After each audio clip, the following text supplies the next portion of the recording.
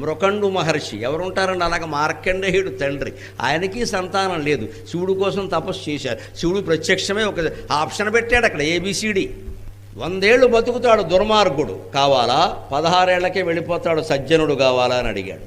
వెంటనే ఆశ్చర్యకరంగా మృకండు మహర్షి భార్య ఇద్దరు కూడా ఒక్కసారి ఒకరి ముఖాలు ఒకరు చూసుకుని కుపుత్రత్వంబు కంటే అపుత్రత్వంబు మేలు అన్నారు.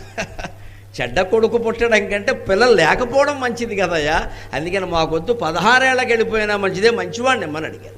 16 ఏళ్ళకే ఆయుర్దాయం. మరి ఆయన ఆయుర్దాయాన్ని ఆయన తపస్సు ద్వారా ఆయన పెంచుకున్నాడు మార్కండేయుడు. ఆ కథ అంతా మనకు తెలుసు. భక్త మార్కండేయ తల్లిదండ్రుల ఆయుర్దాయాన్ని పెంచాడు, 7 తరాలు బాగుపడేలా చేశాడు ఆయన తపస్సు ద్వారా. ఎందుకని చేయగలిగాడు? వీడు 100 ఏళ్ల కొడుకును కోరుకునుంటే వీళ్ళు 16 ఏళ్ళకే వెళ్ళిపోయేవాళ్ళు, ఆత్మహత్య చేసుకునేవాళ్ళు వాడు పుట్టిన తర్వాత. వీళ్ళు బతికేవాళ్ళు కాదు. వాడు 100 ఏళ్ళు బతుకుంటే వీళ్ళు 16 ఏళ్ళకి ఆత్మహత్య, వాడు పెట్టే బాధలు పడలేక.